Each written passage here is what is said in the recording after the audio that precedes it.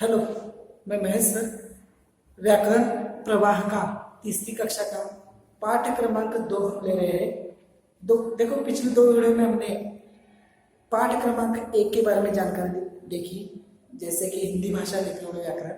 और इस वीडियो में हम वर्ण वर्णमाला और व्याकरण के बारे में जानकारी लेने वाले हैं। तो लेसन का नाम ही है कि वर्ण, वर्णमाला और व्याकरण। तो इस वीडियो में हम वर्ण के ऊपर ज्यादा ध्यान दे रहे हैं कि वर्ण किसे कहते हैं और वर्ण की उपयोगिता कहाँ पर है और वर्ण कहाँ कहाँ पर होते हैं। ठीक है, तो हम देखो वीडियो स्टार्ट करते हैं, लेसन स्टार्ट करते हैं। तो वर्ण किसे कहते हैं? देखो यहाँ पर दिया है, मुख से निकलने वाली ध्वनिया का लिखित रूप वर्ण कहलाता है।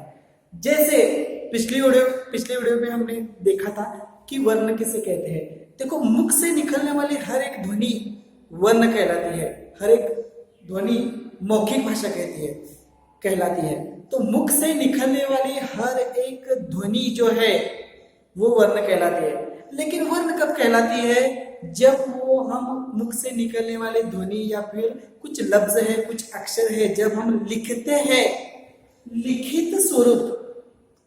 देखो, जो भी हम ध्वनि उच्चारते हैं, जैसे कि क, ये ध्वनि हम उच्चारते हैं, लेकिन ये हो गया हम सुनते हैं। लेकिन जब हम उसको लिखते हैं क, तब एक्चुअली वो वर्ण हो गया, वो असल में वर्ण हो गया। क्योंकि वर्ण किसे कहते हैं? मुख से निकलने वाली जो भी ध्वनियां है, मुख से निकलने वाली जो भी ध्वनियां है, उसका लिखित रूप लिखित चाहिए, हमें कुछ तो प्रूफ चाहिए। लिखित रूप ही वर्ण कहलाता है। देखो, हमारे इस टेक्स्ट बुक में आप देख सकते हो कि सभी वर्ण यहाँ पर मिलजुल कर लिखे गए। वर्ण के सहायता से ही शब्द बनता है और शब्दों की सहायता से वाक्य बनता है।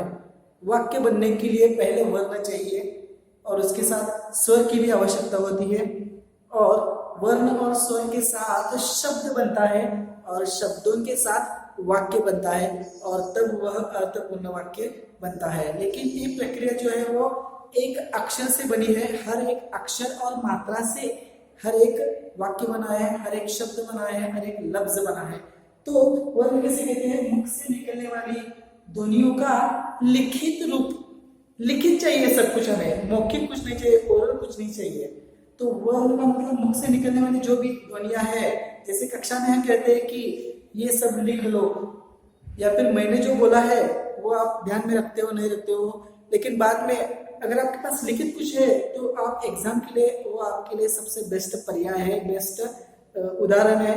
क्योंकि कक्षा में जो हो गया है, अगर आप एब्सेंट रहते हो तो आप क्या करते हो कि अपने मित्र से नोटबुक मांगते हो और वो उतार कर अपने नोटबुक में लिखते हो। क्यों?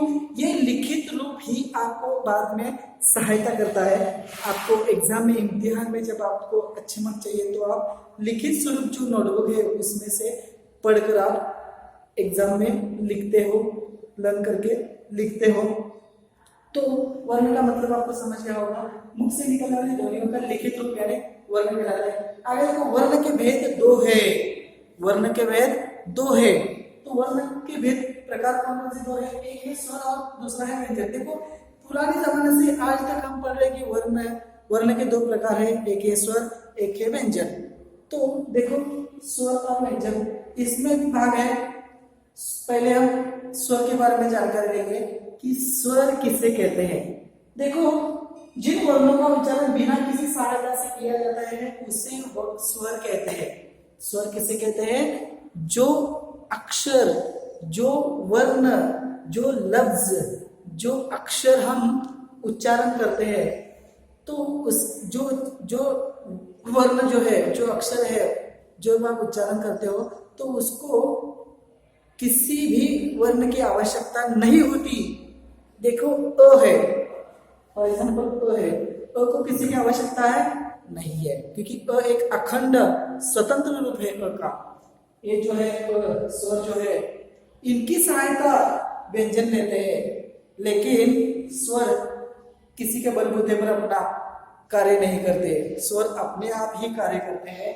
स्वर खुद का उनका एक मुकाम है, खुद उनकी एक कोई इज्जत है। स्वर खुद एक अपने आप एक अच्छी जिंदगी जी रहे हैं। स्वर तो को कोई किसी की आवश्यकता नहीं है, तो एक स्वतंत्र है। तो आ ई उ रू ए ऐ ओ औ, ये क्या है? स्वर है। इनको उच्चारण करने के लिए किसी भी व्यंजन की आवश्यकता नहीं होती है, स्वतंत्र अपने आप में बढ़िया है, एक क्वालिटी है उनमें। इनकी सहायता व्यंजन लेते हैं, स्वर की सहायता व्यंजन लेते हैं। व्यंजन को स्वर की सहायता लेनी पड़ती है और स्वर को किसी की सहायता लेनी नहीं पड़ती। ये अपने आप बलबूते पर अपने पैरों पर खड़े होने वाले ये स्वर है। देखो स्वर तो आ ई उ रू ए ऐ ओ औ तक है स्वर। उसके बाद में बताऊंगा क्या है। तो स्वर किसे कहते हैं? जिन वर्णों को किसी दूसरे व्यंजन की आवश्यकता नहीं होती, वो अपने आप पर एक उदाहरण है। अच्छा, इसलिए उनको स्वर कहा है। स्वर है तो आ ई उ रू ए ऐ ओ औ। आप बोलेंगे यहाँ तक स्वर नहीं है सर, और आगे भी स्वर है, आगे के बारे में बताओ। तो आ ई उ ए ऐ ओ औ, यहाँ तक ये स्वर है। इसके बाद उनका वर्गीकरण जो बचे हैं आहा और चंद्रबिंदी वाले शब्द है, इनका रूप जो है वो अलग है। क्यों रूप अलग है? क्योंकि देखो अनुस्वार, अनुनासिक और विसर्ग, इनका कोई स्वतंत्र अस्तित्व नहीं है। देखो इनका कोई स्वतंत्र अस्तित्व नहीं है, ये दूसरों पर डिपेंड है। ये चिन्ह लेकर हम क्या करेंगे? इसलिए इनका स्वरूप ऐसा कुछ तो अलग है, मतलब इनको किसी की आवश्यकता नहीं है और ये एक स्वतंत्र रूप से है, मतलब इनका कोई अस्तित्व नहीं है। इसलिए इन्हें स्वर भी नहीं कहा जाता और व्यंजन भी नहीं कहा जाता। इनको स्वतंत्र अयोगवाह कहा जाता है। क्यों अयोगवाह? ये स्वर में भी नहीं मुड़ते, व्यंजन में भी नहीं आते, स्वर में भी नहीं आते, इसलिए ये अलग है। इसलिए आ ई उ रू ए ऐ ओ औ, और इसके बाद अयोगवाह इनको कहा जाता है, जैसे कि इसके बाद औ के बाद ये अनुस्वार है। अनुस्वार वाले जो अयोगवाह है, इनको स्वर में भी नहीं है और इनको स्वर में भी गिना नहीं जाता, व्यंजन में भी गिना नहीं जाता, इसलिए वो अलग है। इसलिए उनको कहा जाता है कि अनुस्वार अयोगवाह। आहा विसर्ग वाले ये अयोगवाह है। और अनुनासिक मतलब क्या? नाक से उच्चारण करने वाले हर एक वर्ड, हर एक व्यंजन, उनको हम अनुनासिक कहते हैं। नासिका मतलब क्या? नाक। नाक से उच्चारण की गई जो ध्वनियां हैं उनको हम अनुनासिक ध्वनियां कहते हैं। तो ये चंद्रबिंदी, हम उसे चंद्रबिंदी वाले भी कह सकते हैं, जैसे कि चांद हो, हंसना हो, हंसिया हो, आंचल हो, चांद हो, ये सब उसके उदाहरण हैं। तो फिर से मैं बोलूंगा स्वर आ ई उ रू ए ऐ ओ औ, उसके बाद मतलब ये अयोगवाह है, अलग है। और विसर्ग ये भी अयोगवाह है। और अनुनासिक मतलब नाक से उच्चारण किया जाने वाला शब्द जो वर्ण है उनको हम अनुनासिक शब्द कहते हैं। ये तीसरा है अनुनासिक, मतलब स्वर आ ई उ ए ऐ ओ औ तक है और इन तीनों को इसमें नहीं गिना जाता, इसलिए वो अयोगवाह कहलाते हैं। अब यहाँ तक आशा है मुझे यहाँ तक आपको समझ में आ गया। उसके आगे हम अगले पड़ाव पर जाएंगे। देखो अब स्वर के प्रकार यहाँ पर दिए गए हैं।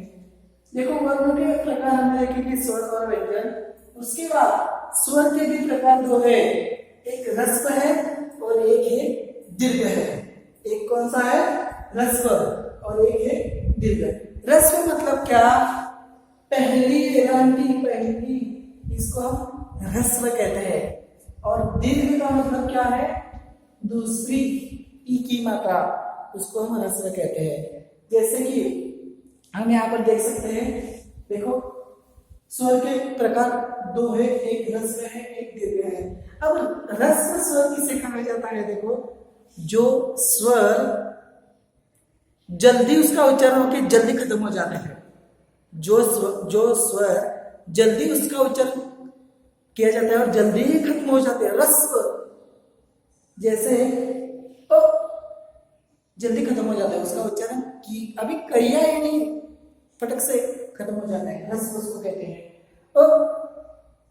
ई उ न्या, ये क्या है? ह्रस्व स्वर है, मतलब जल्दी उसका उच्चारण जल्दी खत्म हो जाता है। ई उ। अब दीर्घ स्वर मतलब क्या? उसका उच्चारण दूर तक जाता है, उसकी आवाज दूर तक जाती है, लंबा उसका उच्चारण होता है।